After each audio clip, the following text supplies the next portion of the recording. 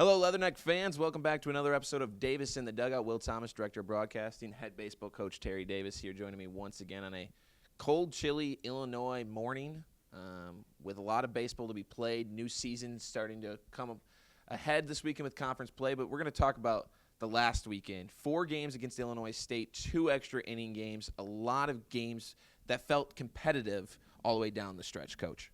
Yeah, it was a really competitive weekend in a lot of ways. Obviously, when you come out of a weekend and you're not able to get a win, that's a hard pill to swallow. Not only for the program and for the players, the coaches, everybody. Nobody wants to go 0-4 on the weekend, but at the same time, Illinois State was a really good opponent.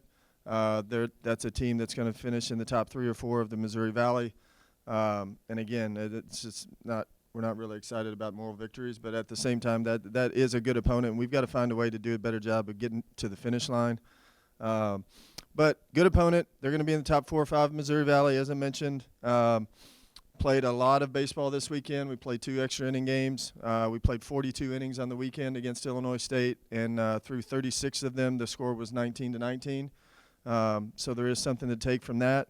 I thought the biggest takeaway, sometimes you can learn a lot about your team during a loss or after a loss, and I think there is something that we can take away from this weekend. In the last game that we played on Saturday, the 15-inning game, in the latter part of that game, the 9th through the 15th inning specifically, we got to a spot, our program got to a spot, or our team got to a spot to where all that we were concerned about was just competing, and it was really good to see some emotion and some fight and some competitiveness from some guys that we really haven't seen it from up to this point.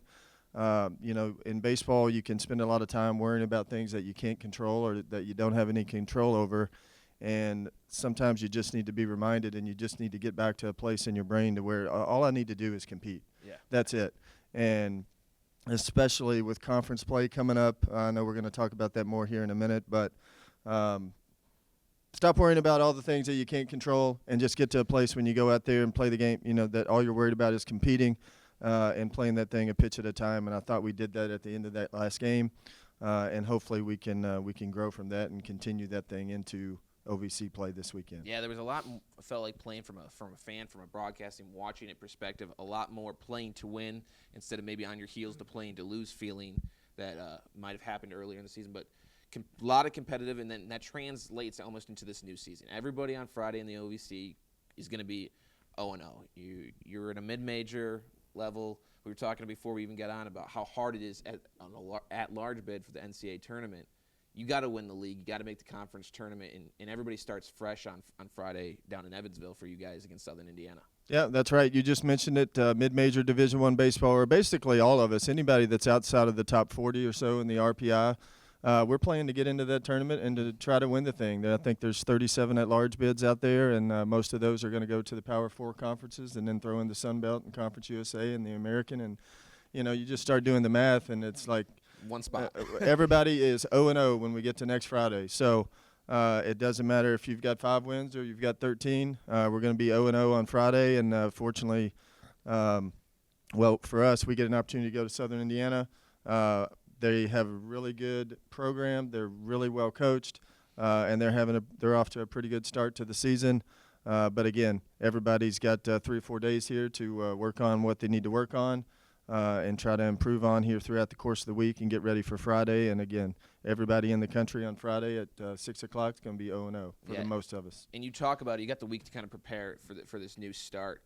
What are some things that you've seen through the first couple of weeks from your team that you feel like, when we get to Friday, if we can execute these, we're going to be very successful this weekend?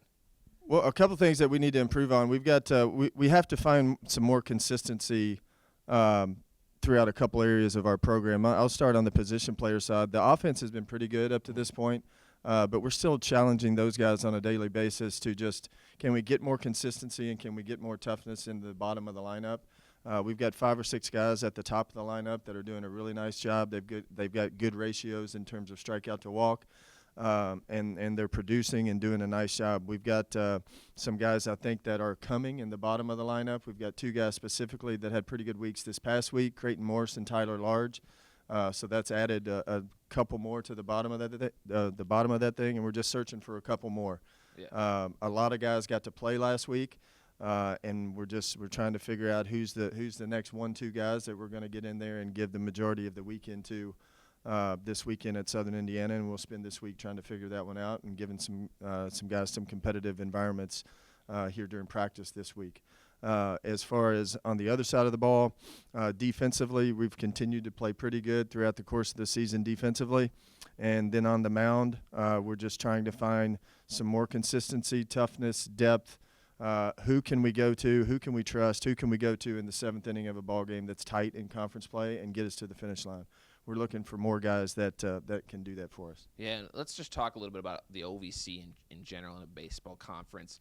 Last year, Little Rock sneaks in on the last weekend. They get to the conference tournament. They end up winning it, go to a regional final, 1 game away from a super down in LSU.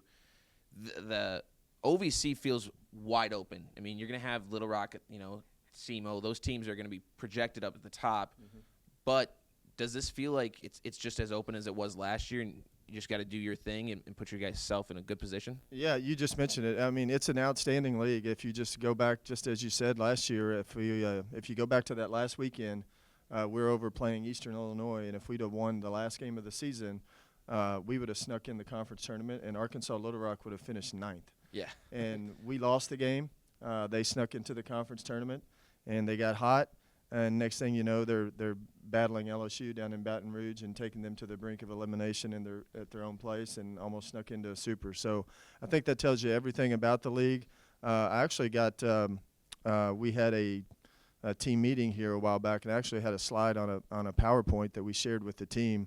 I may be misspeaking just a little bit here, but if you go back the last maybe 9 or 10 years of OVC baseball play, yep, there's been 8 or 9 different teams that have won the league. Wow. So as you mentioned, you do have an Arkansas Little Rock, you do have a SEMO, you've got some programs like that are established and have done a little more maybe than some of the rest of us. But at the same time, every year, every weekend, every game, it doesn't matter who you're playing or where it's at.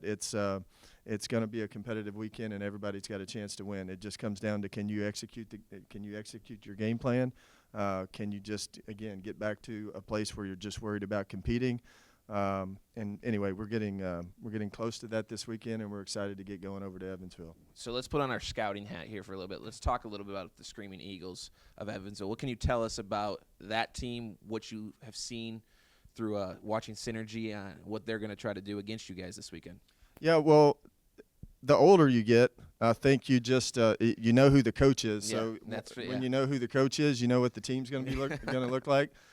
So anyway, we'll most certainly dive into the Synergy and the scouting report and all that stuff. But I've known Chris for quite some time. It goes back to our Division II days in the GLVC. I was at Bellarmine, and he was at Illinois Springfield once upon a time. So anyway, he's an outstanding coach. He does a really good job, and just without even looking at the tape, I can tell you that they're going to be athletic, they're going to throw strikes, they're going to be competitive, they're going to do all those things. So it's going to be a good challenge for us. Like I said, they're going to play hard and do all those things, and they're off to a good start.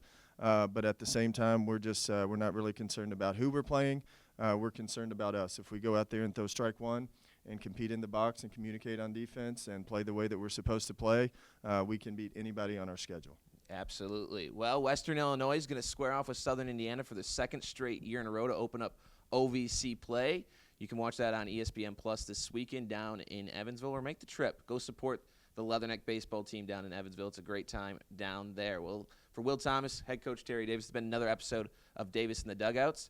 Leatherneck Baseball fans, it's great to hear from you. Stay in touch, and go Necks. Go Necks.